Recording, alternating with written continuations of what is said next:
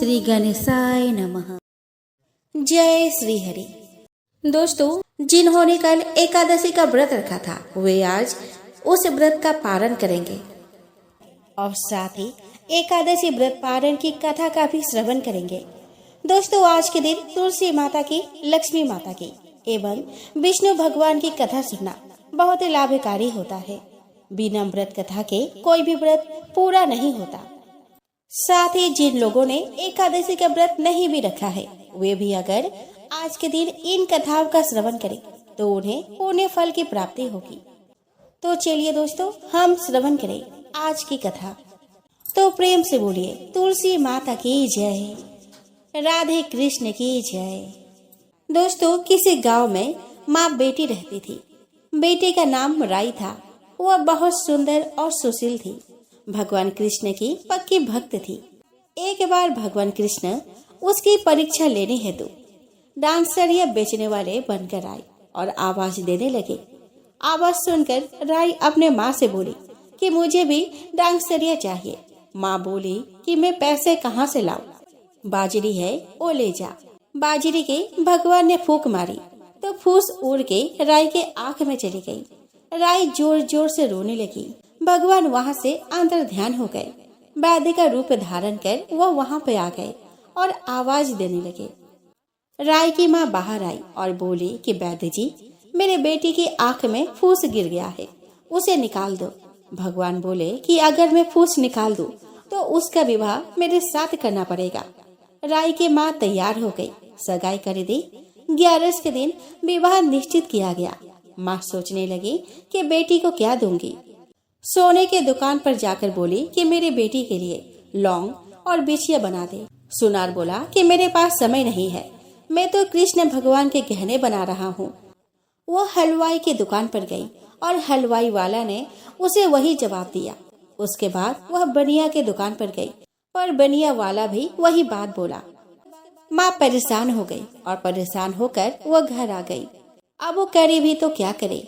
जब वो घर आई तो वो देखी कि उसकी झोपड़ी महल में बदल गई है। माँ बड़े ही आश्चर्यचकित हो गई एवं यह सबको भगवान का आशीर्वाद मानकर आनंद हो विवाह की तैयारी करने लगी। भगवान बारात लेकर आए। माँ ने खूब ठाठ से राय का विवाह भगवान कृष्ण के साथ कर दिया। भगवान राय को लेकर द्वारका गए तो राय के महल में ही वह रहने लगे। दूसरी रानियां चिढ़ने लगी। कुछ दिनों बाद राय पिहर गई। भगवान ने सोचा कि राय के लिए तीज भेजूं। उन्होंने 7 जरी के बेस व 5 सोने के पचेट रखे। 2 हंसों को बुलाया और बोले कि सीधे राय के पिहर जाना, कहीं मत रुकना। राधा रुक्मिणी को पता चला तो उन्होंने हंसों को अपने महल में बुलाकर कहा कि थोड़े मोती चुग ले। हंस आ गए, मोती चुगने लगे। राधा रुक्मिणी ने सारा सामान निकालकर उसमें फटे पुराने कपड़े और 5 कांटे बांध दिए। पोटली हंस को दे दिया। हंस सामान लेकर राय के पास गए। राय खुशी से नाचने लगी। जैसे ही पोटली खोली 5 अंगुलियों में 5 कांटे चुभ गए। राय दुखी हुई। सावन खत्म हुआ तो भगवान लेने आए। राय भगवान से नहीं बोली। भगवान आए तो राय दूर दूर हो जाए। भगवान ने सोचा कि कोई बात नहीं। राय फिर भी नहीं बोली। इतने पर भी राय भगवान को अपने महल में ही जिमाती। भोजन में दही जरूर देती। एक दिन भगवान बिल्लो गाना के दही खा गए।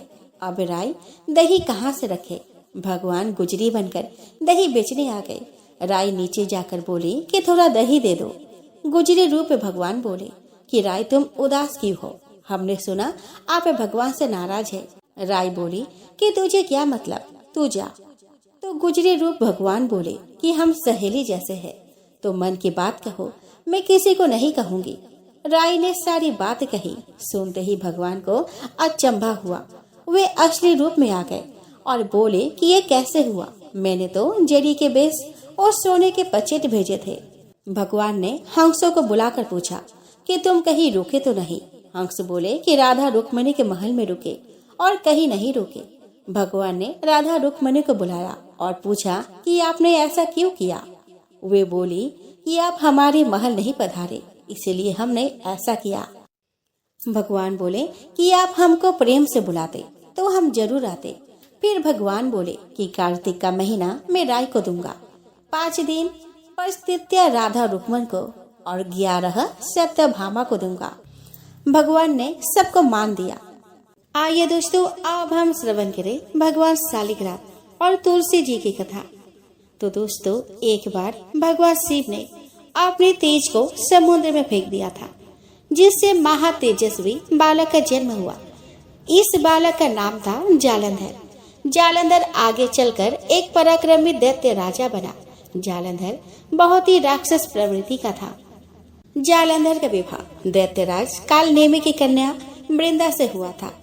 एक बार जालंधर ने माता लक्ष्मी को प्राप्त करने की इच्छा से उसने युद्ध किया था, लेकिन समुद्र से ही उत्पन्न होने के कारण माता लक्ष्मी ने जालंधर को अपने भाई के रूप में स्वीकार कर लिया।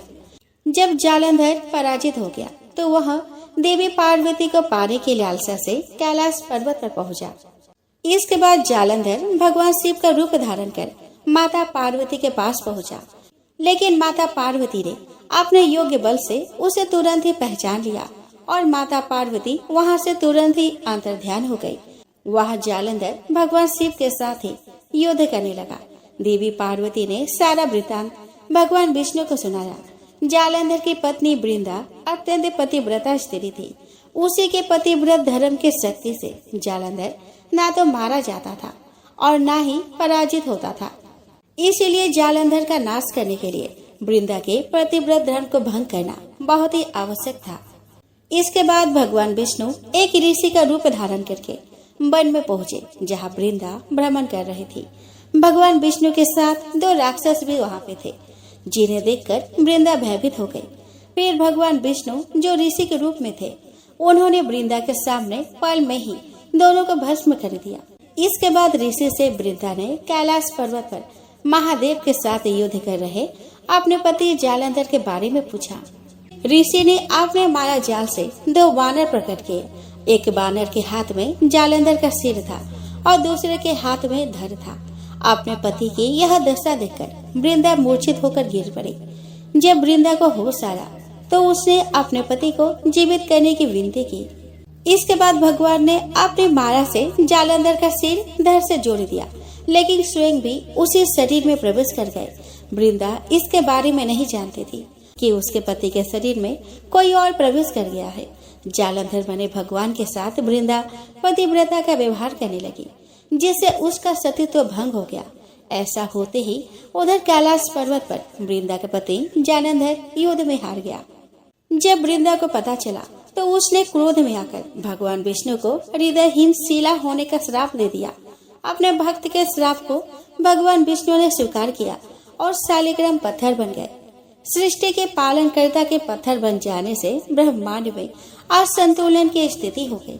यह देखकर सभी देवी देवताओं ने वृंदा से प्रार्थना की कि वह भगवान विष्णु को श्राप मुक्त कर दे।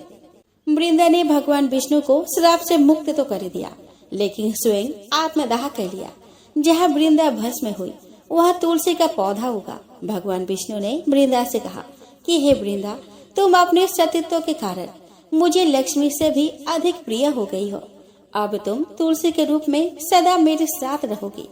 आइए दोस्तों, अब हम श्रवण करें पीपल पथवारे की कथा। तो दोस्तों, एक बुढ़िया थी। उसने अपने बहू से कहा कि तो दूध दही बेच कर आ। वह बेचने गई तो रास्ते में औरतें पीपल पथवारी सींच रही थी। उनको सींचता देखकर बहू ने पूछा कि तुम यह क्या कर रही हो। औरतें बोली कि हम पीपल पथवारी सींच रहे हैं, इससे अन्न और धन होता है। 12 बरस का बिछुड़ा हुआ पति मिल जाता है। बहू बोली कि ऐसी बात है तो तुम पानी से सींचती हो, तो मैं दूध से सींचूंगी। अब गुजरी बहू रोजाना दूध दही बेचने जाती तो वह दूध दही को ना बेचकर रोजाना दूध को पीपल में और दही को पथवारी में सींचती। सास से दूध दही का दाम मांगती तो कह देती कि महीना पूरी हो जाने पर ला कर दूंगी। कार्तिक का महीना पूरा हो गया। पूर्णिमा के दिन बहू पीपल पथवारी के पास जाकर बैठ गई। कार्तिक का महीना पूरा हो गया। पूर्णिमा के दिन बहू पीपल पथवारी के पास जाकर बैठ गई। पथवारी ने पूछा कि तुम मेरे पास क्यों बैठ गई हो। बहू बोली कि सासू दूध दही का दाम मांगेगी। पीपल पतवारी बोली कि मेरे पास क्या दाम रखा है, ये भरा डींडा पान पतूरा इसको ही लेकर जा। बहू ने वही ले जाकर कोठरी में रख दिया और डर के मारे कपड़ा ओढ़ कर सो गए। सासू बोली कि पैसे लाई बहू। बहू बोली कि कोठरी में रखे हैं। सासू ने कोठरी खोल के देखी तो देखा कि हीरा मोती जगमगा रहे हैं। सासू बोली कि बहू इतना धन कहाँ से लाई। बहू ने आकर देखा तो सच्ची में ही धन भरा हुआ था। बहू ने सास को सारी बात बता दी। सास ने भी कहा कि अब के कार्तिक में मैं भी पतवारी सींचूंगी। कार्तिक आया, सास दूध दही तो बेच आती, हांडी धोकर पीपल पतवारी में चढ़ा देती। आकर बहू से कहती कि मेरे से दाम मांगो। वह कहती कि सासू जी कोई बहू भी दाम मांगती है, मगर सासू कहती है कि तू मांग। बहू बोली कि सासू जी पैसे ले आओ। तो सास पीपल पतवारी के पास जाकर बैठ गई। पीपल पतवारी ने सास को पान पतूरा भरा डींडा दे दिया। उसने उसे लेकर कोठरी में रख दिया। बहू ने खोल कर देखा तो उसमें कीड़े मकोड़े बिलबिला रहे हैं। बहू ने कहा कि सासू जी यह क्या। सास ने आकर देखा और बोलने लगे कि पीपल पतवारी बड़ी डोगली पटपिटन है, इसको तो धन दिया और मुझको कीड़ा मकोड़ा दिया। तब सभी कोई बोलने लगे कि बहू तो सत की भूखी सींची थी, तुम धन की भूखी। तो है पतवारी माता, जैसा बहू को दिया वैसा सबको देना, जैसा सास को दिया वैसे किसी को ना देना। आइए दोस्तों, अब हम श्रवण करें गणेश जी की कथा। दोस्तों, एक गांव था जिसमें एक सेठ अपने परिवार के साथ रहता था। सेठ का गांव और आसपास के शहर में बड़ा व्यापार था। सेठ जी का गणेश जी में बहुत विश्वास था, क्योंकि उनका मानना था कि उसके परिवार की हर खुशहाली के कारण वे ही थे। नियम अनुसार रोज वो नदी पर नहाने जाते और आकर गणेश जी की पूजा करते, उन्हें भोग लगाते और फिर स्वयं भोजन करते थे। यह बात सेठानी जी को अच्छी नहीं लगती थी। वह धार्मिक नहीं थी और ईश्वर में इतना विश्वास नहीं रखती थी।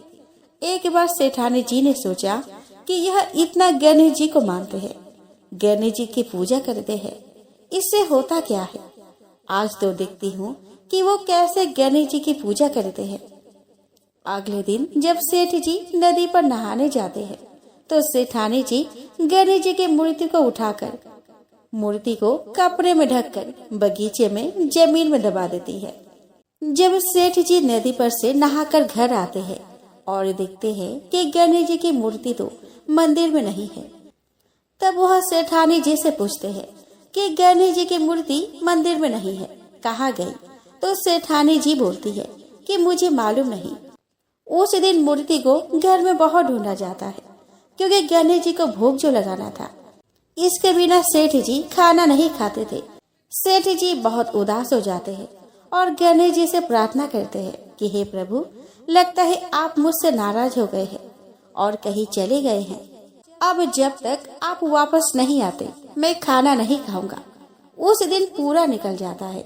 सेठ की भक्ति में अनन्य श्रद्धा थी, इसीलिए उसी रात एक चमत्कार हुआ। सेठ को सपना आया जिसमें वे एक छोटे से चूहे के साथ खेल रहे थे और चूहे को खाने के लिए लड्डू देते हैं। चूहा लड्डू लेकर बगीचे में जाता है और जमीन को खोदता है और लड्डू वही डाल देता है।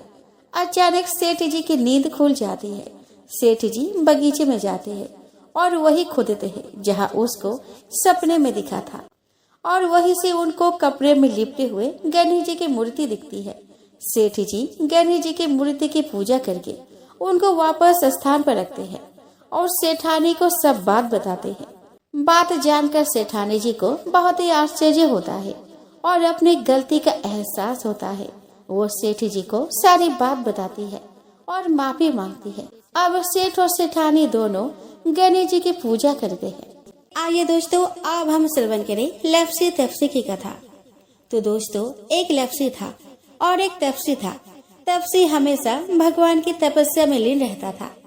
लप्सी रोजाना सवा सेर की लापसी बनाकर भगवान को भोग लगाकर जिम लेता था। एक दिन वे दोनों लड़ने लगे।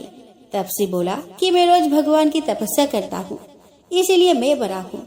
लप्सी बोला कि मैं रोज भगवान को सवा सेर लापसी का भोग लगाता हूँ, इसीलिए मैं बड़ा हूँ। नारद जी वहाँ से गुजर रहे थे। दोनों को लड़ता देखकर उनसे पूछा कि तुम क्यों लड़ रहे हो। तपसी ने खुद को बड़ा होने का कारण बताया और लप्सी ने अपना कारण बताया। नारद जी बोले कि तुम्हारा फैसला मैं कर दूंगा। दूसरे दिन लप्सी और तपसी नहाकर अपने रोज की भक्ति करने आए तो नारद जी ने छुपकर 1.25 करोड़ की एक अंगूठी उन दोनों के आगे रख दी। तपसी की नजर जब अंगूठी पर पड़ी तो उसने चुपचाप अंगूठी उठाकर अपने नीचे दबा ली। लप्सी की नजर अंगूठी पर पड़ी लेकिन उसने ध्यान नहीं दिया। भगवान को भोग लगाकर लापसी खाने लगा।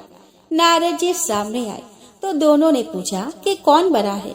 तो नारद जी ने तपसी से खड़ा होने को कहा तो खड़ा हुआ तो उसके नीचे दबी अंगूठी दिखाई पड़ी। नारद जी ने तपसी से कहा कि तपस्या करने के बाद भी तुम्हारी चोरी करने की आदत नहीं गई, इसीलिए लप्सी बड़ा है और तुम्हें तुम्हारी तपस्या का कोई फल नहीं मिलेगा। तपसी शर्मिंदा होकर माफी मांगने लगा। उसके बाद उसने नारद जी से पूछा कि मुझे मेरी तपस्या का फल कैसे मिलेगा। तो नारद जी ने कहा कि यदि कोई गाय और कुत्ते की रोटी नहीं बनाएगा तो फल तुझे मिलेगा। यदि कोई ब्राह्मण को भोजन करवाकर दक्षिणा नहीं देगा तो फल तुझे मिलेगा। यदि कोई साड़ी के साथ ब्लाउज नहीं देगा तो फल तुझे मिलेगा। यदि कोई दिए से दिया जलाएगा तो फल तुझे मिलेगा। यदि कोई सारी कहानी सुने लेकिन तुम्हारी कहानी नहीं सुने तो फल तुझे मिलेगा। तो दोस्तों, उसी दिन से हर व्रत कथा कहानी के साथ लप्सी तपसी की कहानी भी सुनी और कही जाती है।